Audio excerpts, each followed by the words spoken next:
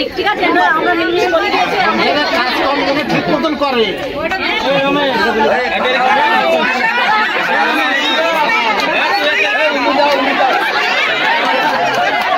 আচ্ছা ওখানে গেছে তোমরা যাও না? ওখানে যাইনি, আমার কালকে একজন ফোন করেছিল যে তোমার ওখানে যারা লোক আছে ফোন করো তো, কল করো, ওখানে আছে নাকি দোকানে দেখি, কল করো। আপনারা এই সমস্যাটা তো মেটাতে চান? হ্যাঁ আমি যাবো না কেন, মেটানোর জন্য তো।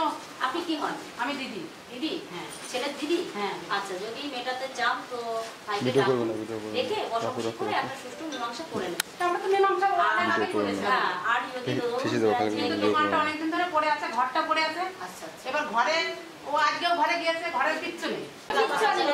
বলছে ঘরে কিছু নেই, কিচেন মানে পরে তালা মালা ভেঙে ওখান থেকে পরের দিন ফোন এসে বলছে কি বাল্বটাও নেই জানো। আমি বলছি কি বলছে, হ্যাঁ তুমি তো বলে গেছিলে বাল্বটা জ্বালাতে, কিন্তু বাইরের বাল্বটাও নেই। তাই বলছে জানো, ও বাইরে থাকলে লোকে করে যে মাঠের মধ্যে ঘর শুনশান জায়গা না জানো, সব নিয়ে চলে গেছে।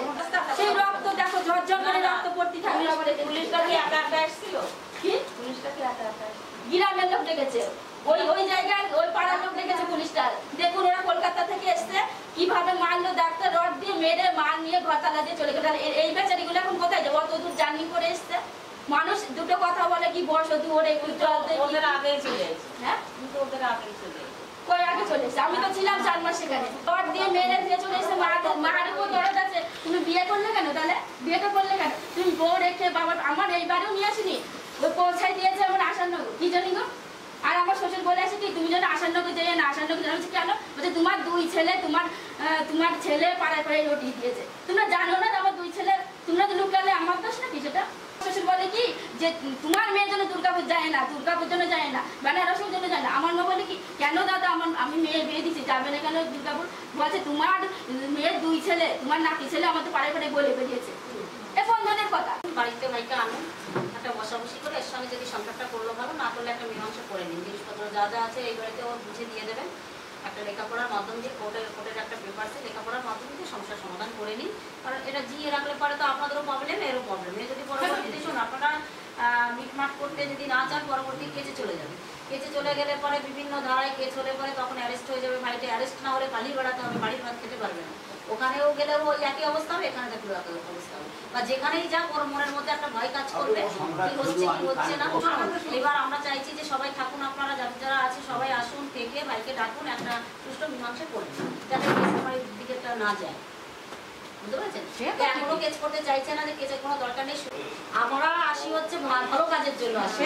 ন্যায় অন্যায় দেখে দুপক্ষকে বসিয়ে ন্যায় অন্যায় দেখে বিচারটা আমরা করি। এমন নয় যে ওরা আমাদেরকে কল করে অ্যাপ্লিকেশন জমা দিয়ে আমাদেরকে নিয়ে এসছে বলে ওদের পরে কথা হবে, এমনটা নয়। শান্ত থাকুন, সুস্থভাবে থাকুন, সুষ্ঠু বিচারই হবে। বুঝতে পারছেন? আপনার ভাইয়ের মুখ থেকে, আপনাদের মুখ থেকে না শুনে আমরা কিছু করবো না। আর ওদের মুখ থেকে এবার এক মুখ আমি শুনেছি, এক মুখ থেকে আমি শুনিনি। না ওরা শুনুন ভাইকে, ওখানে ভাইয়ের সঙ্গে কি করেছে না করেছে, কি হয়েছে না হয়েছে, সে 2 মুখ যখন এক জায়গায় তখন আমরা বুঝতে পারবো, শুনতে পাবো। আমি এখন ওর থেকে শুনেছি, আমি তোকে বিশ্বাস করছি। আমি তো শোনার জন্যই এসছি এখানে, জানার জন্যই এসছি এখানে। এসছি তো, তাহলে আপনারা চেঁচামেচি করবেন না, চাপুন। এবার বিষয়টা হচ্ছে আপনারা যদি এইভাবে বিশৃঙ্খলা সৃষ্টি করেন তাহলে আমরা কাজটা করবো না, ওখানে চলে যেতে বাধ্য হবে। তারপরে কি করবে, ও গিয়ে থানায় গিয়ে 2-3 দিন পরে আবার এখানে কৃষ্ণকাজে গিয়ে কেস ছুটে দিয়ে চলে যাবে। ওখানেও ছুটে আসছে, এখানেও ছুটে আসছে। আর যে কেস কামারি আছে সবটাই তুলিয়ে দেবো, কোনো চাপের কিছু নেই, শুধু বসাবসিটা আমরা চাই।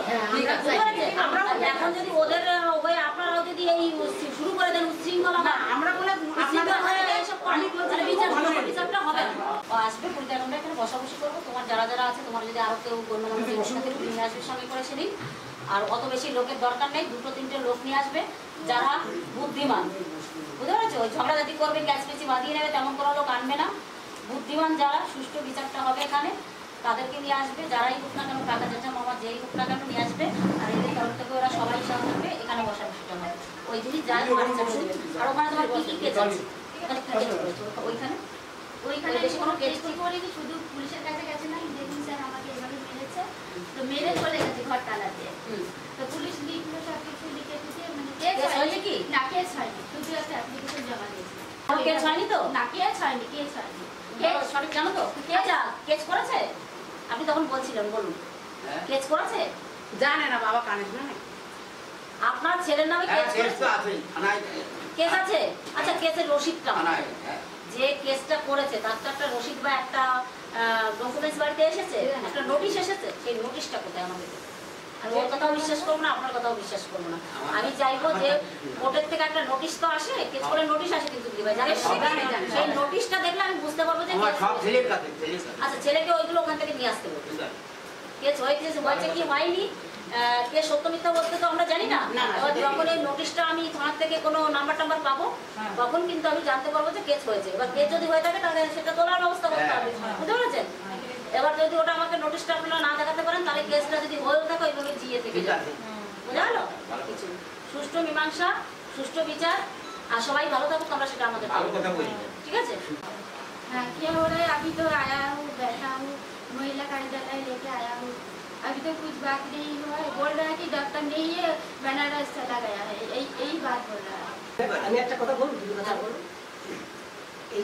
এই বিয়ের সময় মানে কোনো সিন্ধু পাড়ানি দিয়ে আমার ওই ঘর যখন করলো এখানে, ওই সেই উত্তরে যে ঘর করেছে আমার পুজো দেবে রমেশ, ধরুন যে ওইখানে ডাক্তারি একটা বাড়ি খুলেছে থাকবো, আবার বিয়ে তারপরে সংসার করার দরকার আছে, একা একা পড়ে থাকি, একবার ওইখানে করেছি মানে অসুখে মরেই যাবে, যে কী কষ্টে বেঁচে ছিল।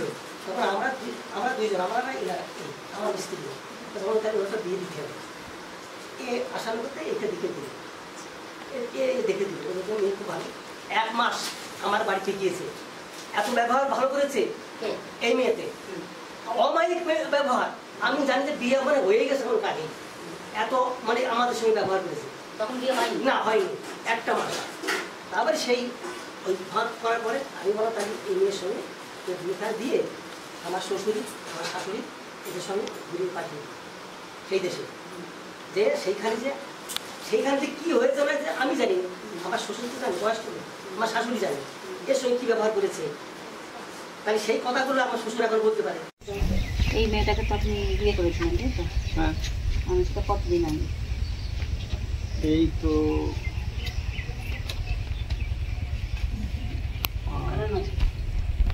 7-8 মাস হচ্ছে। 7-8 মাস। এই 7-8 মাসে মানে দেখাশোনা করে না নিজেরা না বাড়ি কামিয়ে দেখছি?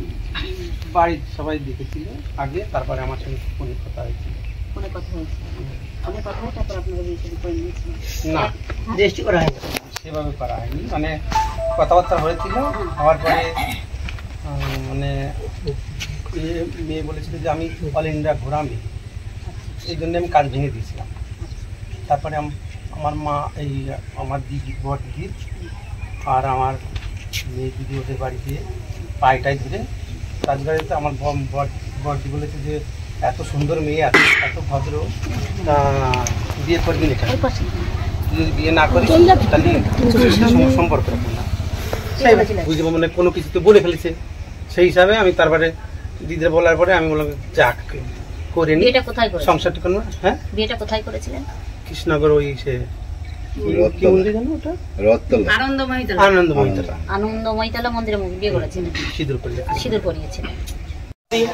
সাংসারিক ক্ষতি, থানা পুলিশের এদিক দিয়ে ক্ষতি হচ্ছে, মানুষের জানছে মান সম্মানের ক্ষতি হচ্ছে, মান সম্মান সবই তো হচ্ছে, তাহলে আর কত ক্ষতি করবে? কম হয় সেভাবে চেষ্টা করে ভেবে দেখো।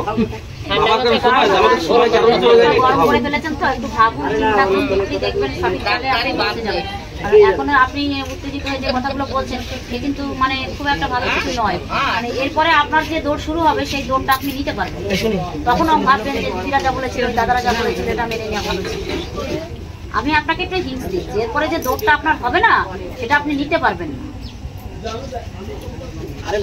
কিছু ভাঙিয়ে বলছি না, দাদারা নিশ্চয়ই বুঝতে পারছে। শ্বশুর শাশুড়ি ভাত রান্না করবো না, কাজ করবো না, হোটেল থেকে স্বামীকে খাবার এনে দিতে হবে, এইগুলো বরদাস্ত আমরা করবো না, এটা সংসার বলে না। এখন কি প্রবলেম হচ্ছে এখানে, কি সমস্যাটা হয়েছে শুনি একটু আমার। দিদি সব কথা মানে একদম খুলে বলবেন, কোনোটা কোনো কিছু চাপে রাখবেন। আমার সঙ্গে যখন বিয়ে হয়েছিল তখন ছেলে নিয়ে আসার কোনো কথা ছিল না। আচ্ছা, আমার সঙ্গে সব ছেলে নিয়ে কোনো কথাই নেই।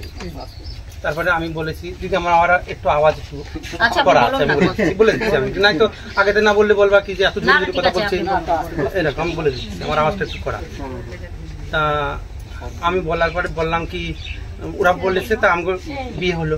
তা ওই বিয়ে আসার পরে ওদের বাড়ি গিয়েছিলাম আমরা 5-6 জন ছিলাম বাড়ির লোকে। যাওয়ার পরে তা ছেলেটা কান্না করছিল। কান্না করার পরে তা আমি ভালোভাবে বললাম, আমি বললাম কি যে কান্না করা দেখে তো আমার ভাই ছিল সাথে। ভাই বললো কান্না করছিল তা নিয়ে যাবো। আমি চল নিয়ে কী হবে। এইবার দিদি ঠিক আছে বাড়ি এসছে, সব কিছু হয়েছে। আমি যখন শুতে যাই ওই ছেলে আমাকে শুতে দেয় না ওর কাছে, ওর সঙ্গে সম্পর্ক করতে দেয় না। যখনই ওর কাছে যাবো আমি ওর কাছে যাবো, ওর কাছে গেলেই ছেলে মানে এই করে। আমি ওদের বাড়ি যেয়ে বলে এসেছি, ওদের বাড়িতে ডাইরেক্ট বলেছি সব কথা, যে ওর মা বাবার কাছে মানে মার কাছে তো বলা যায় না, ওর বৌদিদের কাছে বলেছি, ও দাদার কাছে সামনে বলেছি। বলার পরে ঠিক আছে ওরা বলেছে ও ছেলে বাচ্চা মানুষ তো হতে পারে, মানে আস্তে আস্তে ঠিক হয়ে যাবে। আমি নিয়ে গেছি এইখানে আমাদের বাড়ি 8 দিন থেকে গেছে। ও একদিনও রান্না করিনি। আমার দিদিদের সঙ্গে রান্নার কথা বলে কি সীমা রান্না করবে। আমি তো জানতাম না যে ওর স্বামী আগের স্বামী হোটেলের থেকে ভাত নিয়ে এসে খেতে দিত, সে তো আমি জানতাম না। ছেলেও আসবে না, মাও আসবে না। ও যদি ভালোবাসে কোনোদিন আপনাকে জয় করতে পারে, সেদিন আপনি যদি বলেন চলেন শ্বশুর বাড়িতে চলো যাই, বা ছেলেকে চলো নিয়ে আসি, এটা ওটা করতে পারে, তখন ছেলে আসা যায় আপনার উপর মর্জি, সেটা ঠিক আছে। আর তোমাকে ভালোবেসে জয় করতে হবে সেই জায়গাটা, যে ছেলে যাতে মা বাবার সঙ্গে সম্পর্ক রাখতে পারি, গান করতে পারি, হাজব্যান্ড কিনে ও বাড়িতে যাবে আসবে, সেই জায়গাটা তোমাকে ভালোবেসে তৈরি করতে হবে। ভালোবেসে, বুঝতে পেরেছো বাংলাটা? ভালোবেসে তৈরি করবে সেই জায়গাটা করে। আজকে এখানেই থাকবে। আর কাপড় চাপড় যদি কিছু আনতে হয়, পরবর্তীতে কিছু লাগে, আর যদি আমি ছেলে কিন্তু পরে ছিলাম, আমি কোনোদিন মা বাবা আছে, আমি তাদের মিলে চলতে হবে। আর মানে সবাই মানে আর ওদের বাড়ির লোকে যেন আমার বাড়ি কেউ জানে না, ছেলেও আসবে না, মা বাবা কেউ আসবে না। আমি যখন বিয়ে করি তখন বলেছিলাম ছেলে নিলে করবো, নাহলে করবো না, এই কথা বলি। কার কাছে তোমার কাছেই বলেছিলাম। কখন আমার কাছে বললে তুমি? যে আমার ছেলে আছে। কখন বললে তুমি? এই তো ছেলে আর নাই, সংসার কর। ভালো ব্যবহার থাকে ভালো হয়, তাহলে তো এরাই মনে করে বলবে যে কষ্ট পাচ্ছে আমার ওটা, আমি ওই ছেলেটাকে নিয়ে দেখা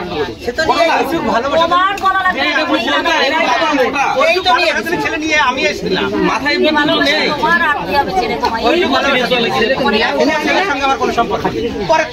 যদি তোমাকে কোনোদিন ভালোবাসতে পারে তোমার ছেলেকেও পারবে না। জানেন জেনেই তো বিয়ে করবো। দিদি আমি ওই জন্য নিয়ে এসেছিলাম। আসবে না, কেউ আসবে না, তোকে স্বামী নিয়ে থাকতে হবে। কি বলছিস সাকিনা বল? সম্পর্ক ভালো করে আপাতত কাপড়টা সরিয়ে বলো। ছেলেও আসবে না, মা বাবাও আসবে না, আপাতত আসছে না। যদি ভালোবেসে দুজনের মনের মিল হয়, যদি আনে পরে সে ওদের ব্যাপার, আমরা এর মধ্যে নেই। তো এটা সেটা মেয়ের সংসার করবি তো, করছিস তো, আর অশান্তি করবি না তো পরের সঙ্গে? হ্যাঁ না, একদম জোরে তোমরা নিজেরা মারামারি করবে। হ্যাঁ, পাশের লোককে বলবি মেম্বার দাদা আছে, আগে মেম্বার দাদাকে দিয়ে জানাবি, দাদা আমাকে কাউকে বলার দরকার নেই। কিছু মেনে নিয়েছে, ও ছেলে আসবে না, ওর পরিবারের সঙ্গে, যেহেতু মা হচ্ছে এনাদের এলিগেশন এনেছে, মা হচ্ছে সংসার ভাঙার মূল কারণ। তো আমরা চাইছি না মা এই বাড়িতে আসুক, কই মা এখানে আসুন, মা এই বাড়িতে আসুক। আমরা চাইবো যে মেয়ে সুখে সংসার করুক, মা কোনো ডিস্টার্ব করবে না, এবং একটা বাচ্চা আছে, আপাতত আসছে না বাচ্চাটা, পরবর্তী ভালোবেসে যদি ওরা আনে তো আনবে, না আনলে দরকার নেই। তো সেটা মেনে নিয়েছে, রাখি। মেনেছিস তো? জোরে মুখে বল। হ্যাঁ হ্যাঁ। আর এই পরিবারের সবাইকে মানিয়ে গুছিয়ে নিয়ে সংসার করবি তো? মুখে বল। হ্যাঁ আচ্ছা ঠিক আছে। আর বিষয়টা হচ্ছে গায়ে হাত তুলবেন না। বেশি কথা বলছে, মাথায় গরম হয়ে যাচ্ছে, একটু সাইডে সরে চলে যাবেন, দেখবেন ঠান্ডা হয়ে যাবে মাথাটা। কিন্তু ওই ঘরের মধ্যে ওই বইয়ের সামনে যখন থাকবেন, ওই কথা কাটাকাটি হবে, আরো বেশি হবে, আরো। আর লাঠি তো তখন লাঠি তুলবেন। মাথাটা ঠান্ডা করে চুপ করে ঘর থেকে, ও দুটো বলছে যদি বলে থাকে বেরিয়ে চলে আসুন ঘর থেকে। এসে দুদণ্ড রাস্তায় দাঁড়িয়ে থাকে, ঘরে আসুন, ঠিক আছে? কিন্তু ওইখানে থেকে যুদ্ধ করার মতো এই পরিবেশ তৈরি করবেন না, আগে যেটা করেছেন। আর গায়ে হাত তোলা মেয়েদের অপরাধ এখনকার দিনে, ঠিক আছে? ওটা করবেন না। ও ভয় পাচ্ছে যে লাঠি দিয়ে মেরেছে না, রডের দিয়ে মেরেছে, ওই মারির ভয়টাও খুব পাচ্ছে। ও অফিসে গিয়ে আমাকে বলেছে যে আমাকে খুব মেরেছে, কাজগুলো খুব মেরেছে, ওই মারার ভয়টাই আপনার পাচ্ছে, ও আদার্স কিছু ভয় পাচ্ছে না। আপনি যে লাঠিটা দিয়ে মেরেছেন না, ওকে রডটা দিয়ে, আমি তো ওর সঙ্গে খারাপ ব্যবহার করিনি, তো ভয় পাবে কি করে? ও বলতে পারে যে আমার সঙ্গে খারাপ ব্যবহার করেছে, আচমকা মেরেছেন, এত দূর থেকে গেছে, সেটা করবেন না। আর মিলেমিশে থাকুন, দুই হাত দাদা, দুই হাত এক করে দিন। তো আমাদের মেম্বাররা আছে, এটা সবাইকে ক্যামেরায় ঘুরিয়ে দাও, সবাইকে ঘুরিয়ে দাও। ও কথাই বলে দিক তারপর দিদি দোকানে যেতে হবে, কয়েকদিন থেকে একসাথে থাকুক, থেকে দাদা আবার যাক, আবার কিছুদিন পরে আসবে, দিদি শান্ত হয়ে যাবে, দিদিরা এখানে থাকুক, যখন মিশে যাবে আবার যেমন তখন। হ্যাঁ এরা কিছুদিন থাকবে, থাকার পর দাদা একটা দোকানে যাবে, মানে যেখানে উনি সার্ভিস করতেন না কি করতেন ডাক্তার করতেন, সেখানে গিয়ে কিছুদিন থাকবে, দোকানটা রানিং করে তারপরে ফিরে এসে একে সেখানে আবার নিয়ে যাবে। দাদা বারবার বলছি, ও গায়ে হাত তোলাটাই ভয় পাচ্ছে বেশি, ওটা করবেন না। আর এই মারামারি ধরাধরি অশান্তি করবেন না। এই যে মিলমিশ করে দিয়ে গেলাম, দাদা 2 হাত এক করে দিক, ঠিক আছে? আমরা মিলমিশ করে দিয়েছি, ঠিক মতন করে।